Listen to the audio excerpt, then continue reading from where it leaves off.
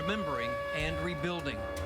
1 year ago today, an EF5 tornado with winds of more than 200 miles per hour tore through the center of Joplin. 161 were killed, more than 1,000 injured. Still, a single word stands out to survivors of this monstrous storm: hope. We'll share their stories of recovery and strength in this special edition of Ozarks Today, live from Joplin. Good morning. It's Tuesday, May 22nd. I'm Paul Adler. And I'm Maria Nider. We're here with Brandon Beck for this special edition of Ozarks Today on the one-year anniversary of the Joplin tornado. And we're standing in front of the old St. John's Regional Medical Center, which took a direct hit. The Associated Press called the tornado touchdown 2011's story of the year. It touched down on a Sunday afternoon, May 22nd, 2011. Just after 5:30 in the evening, the EF5 twister would forever rewrite the history of this city. And in those terrible moments, there were many, many things that happened. Here are just some of the mind-jarring numbers from that day. The path of the tornado, more than 22 miles. It was on the ground for 38 minutes. 7,500 homes, 550 businesses destroyed. And it's estimated at this point, the damage from that storm, 38 minutes on the ground, $3 billion. And Brandon, an EF5 tornado, it's a rare occurrence. We don't hear about those very often. Last year was a record year. You remember the Deep South tornadoes, Yes. Tuscaloosa, and so on. There were several EF5 tornadoes. But in the grand scheme of things, they make up about 1% of all the tornadoes that happen in any given year. So it's extremely rare. It's also extremely rare for it to make a direct hit on a city such as Joplin. If you recall, back in '03, we had the one of the tornadoes that hit Stockton. That was on the ground for 88 miles. But it wasn't as strong as Joplin's was. So this was, quite frankly, the worst that it could possibly be, which is why it is the most expensive tornado in history and the single most deadliest tornado since 1950, actually back into the 40s. And today we remember, we rejoice, we rebuild. Yeah, and there are many activities planned for today's commemoration, including a unity walk for the residents of Joplin. It's a 3.7-mile-long walk that will roughly trace the path of the tornado in a symbolic show of moving forward. And the service will start at 5:15 at Cunningham Park with the moment of silence at 5:41. And so people wondering, with all of these events planned, it's starting out cold, but it's going to warm up nicely today. Yes, it is. Temps are actually going to be pretty comfortable this afternoon. Right now, it's a little chilly out here. It's in the 40s area-wide. In fact, it's been down to 41 degrees. It is 41 right now in Mountain Grove and Salem. Oh, should have gone colder. Anyway, 46 in Springfield, 47 in Joplin right now. Nobody is quite to 50 yet, but we're going to warm up fast. Sunrise is here in, well, it's about now, actually. So here's how the day shapes up. The wind isn't going to be too bad. The humidity's still going to be low, so very comfortable day. Not too hot, not too cold. Upper 70s to probably around 80 here in Joplin.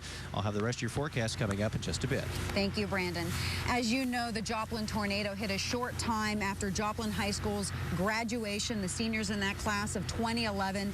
The next class would spend a very different senior year with their own high school in ruins. On Monday night, several thousand family members and friends gathered on the campus of Missouri Southern to watch Joplin's class of 2012 receive their diplomas. President Obama attended that graduation ceremony and told the graduates they are a source of inspiration to him and people across our nation. Here in Joplin, you've also learned that we have the power to grow from these experiences. We can define our lives not by what happens to us, but by how we respond. We can choose to carry on. We can choose to make a difference in the world. The president also said America will only succeed if we all pitch in and pull together. And I'm counting on you to be leaders in that effort because you are from Joplin and you've already defied the odds.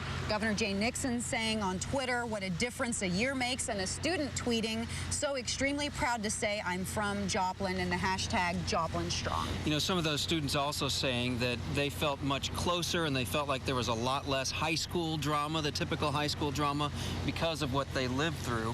And next time you're in a Pizza Hut, Maria, a McDonald's, a Starbucks, just take a look around. You're probably surrounded by a group of strangers. And that was the case a year ago for a group of people in a local yogurt shop, frozen yogurt. They looked around. They were surrounded by strangers. But a year later, that tornado turned that group of strangers into survivors and friends. Jesus, Jesus, Jesus. 2 minutes of hell.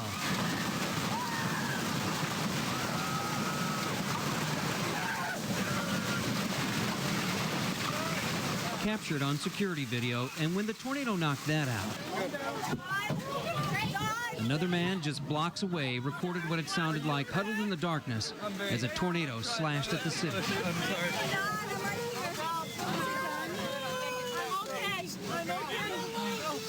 I'm trying to. Things just start happening, boom, boom, boom. Stephanie Gregory doesn't need YouTube. The images are seared in her brain. When storms come around, I can't sleep. I get very anxious, very nervous. I was in there. Cherryberry. Stephanie was on her first day on the job, first hour when the tornado hit, more precisely, the first 40 minutes. The thing that made it clear for me was our power went out 3 times, and it was the eeriest thing. My job yesterday. She was in the store with a collection of strangers. Now, this is the bathroom. Pulled together and huddled in the store's bathroom by a horrific blast of nature. Mike Lee was a customer. Now he's a friend. And they like the idea of talking to someone else who's been in it. Same thing. Yeah, because they know what it's like. If you talk to a family member that wasn't in it, yeah, they feel sorry for you and the empathy, but, you know, they don't really get what it was really like. I feel very close with everyone there, even though I didn't know them. Mike remembers thinking he'd survived when the wind briefly let up. We're good. I remember thinking to myself, I'm dying in a tornado.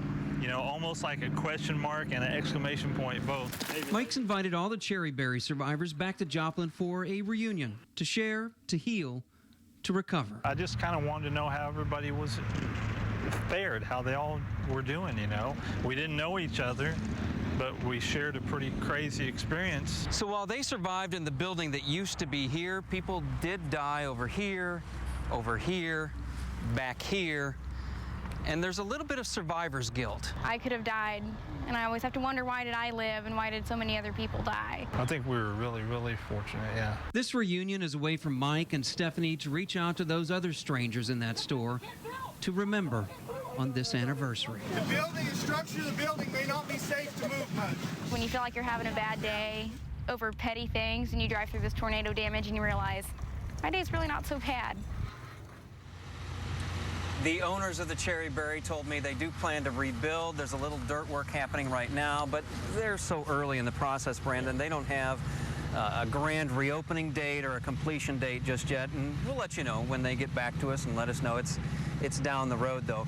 One thing I found in talking to the survivors of the Joplin tornado is a number of them, including the people in the Cherryberry, talked about this sense of calm after the initial blast, like they were in the eye of a tornado, and I've never heard somebody talk about that before. Well, you have to understand, most tornadoes aren't as big as this one was, you know, and so if there was an eye, it was so small you didn't notice it, but it's obvious from the video, and there have been other times in history where survivors will say that, like they may have looked up into it and seen things spinning around, but you got to think that this thing was up to a mile wide at its peak, and so there's this ring of destruction, and all, of course, from the outside of it you see is this giant black mass, but inside there actually is this relative period of calm, and based on the video, it seemed like it lasted several seconds. It did, 8 to 10 seconds. But the tornado didn't come around and whip them again. It was moving, so we know that indeed there was actually an eye to this one. All right, thanks, Brandon. Maria?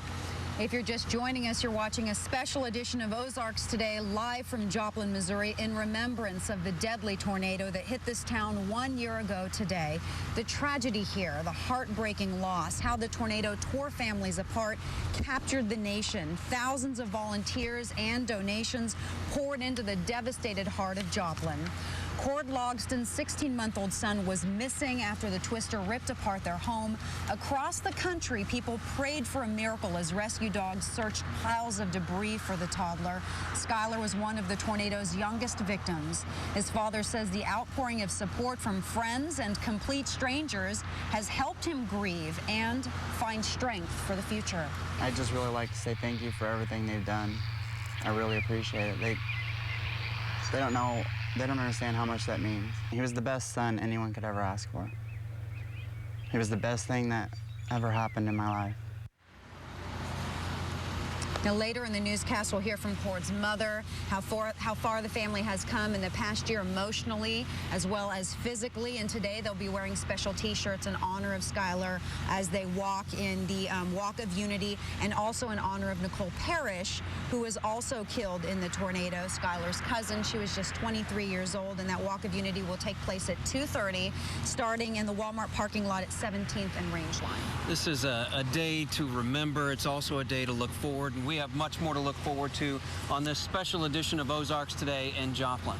We'll be visiting with folks from the Convoy of Hope about how the storm has impacted their disaster relief efforts, and Brandon will rejoin us in just a moment with a look at today's weather. Again, you're watching a special edition of Ozarks Today live from Joplin, Missouri.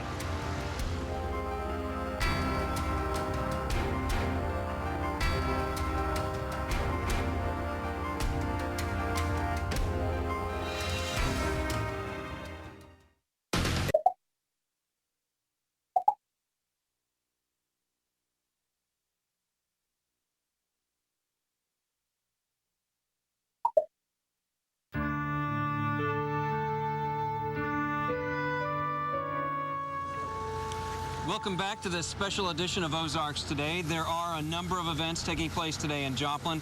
At 7:30 this morning, a service at Freeman Hospital West titled "A Morning Has Broken." It will celebrate the lives of tornado survivors and honor the memory of the storm's victims.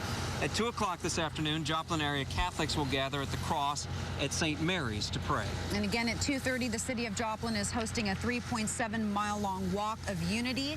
It will end at Cunningham Park, and a memorial service will start at 5:15 with a moment of silence at 5:41 for the 161 victims.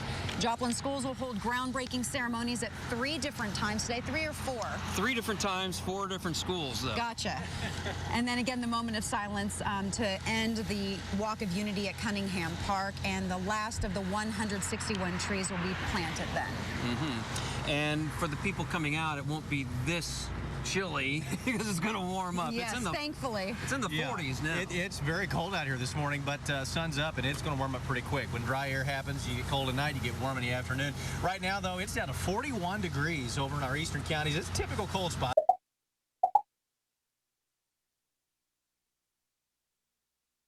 Only a few miles an hour and just a few high clouds. Lows tonight mostly in the 50s, though again, colder conditions could be out east, and it looks like dry and warm weather through the majority of the weekend, maybe an isolated storm on Memorial Day. All right, thank you, Brandon. When we come back, a look at the coping in this past year and the recovery. We'll talk to Jeff Nini with Convoy of Hope about a special celebration today and keys to a brand new home. More of our Ozarks Today tribute from Joplin in just a moment.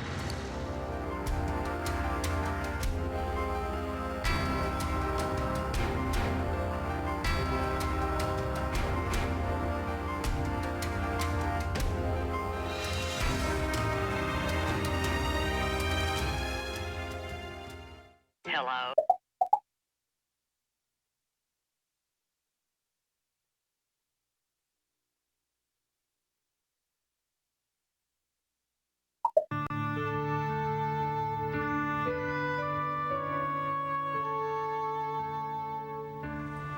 Welcome back on this day of remembrance in Joplin, Missouri, the 1-year anniversary of the EF5 tornado. And joining me now is Jeff Nini with Convoy of Hope. Good morning, Jeff. Good morning. Thanks for having me. You're welcome. It's a beautiful morning in Joplin, and you have some exciting news to share with everyone today, the keys to a new home. We really do. A young lady who's, I wouldn't, it's not polite to say her age. No. But Helen is a retired lady, Helen Owen, and we are handing over the keys to a brand new, safe, wind-resistant, resilient home today. Tell me a little bit more about these homes.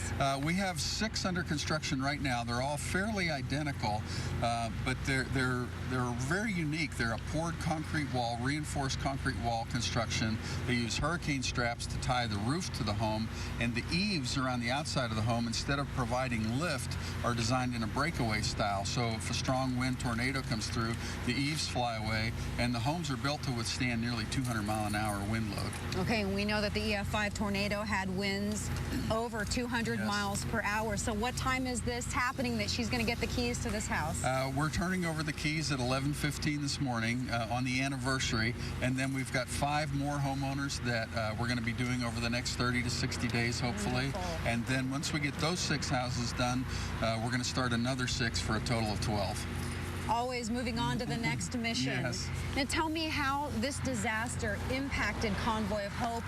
The agency is always responding to disasters around the world, and then we have something of this magnitude happen in our backyard. And it happened really right on the heels of several other disasters. The Japanese earthquake had happened, then the tornadoes in Alabama and Mississippi, and then Joplin along with Midwest flooding. So it really stretched us, and we relied very, very heavily on volunteers. It was good in the fact that it was close to home, so our staff was able to get even more involved. But for us, it was really a labor of love because of the closeness. I mean, many of us shopped in these stores, had family and friends here, so it was a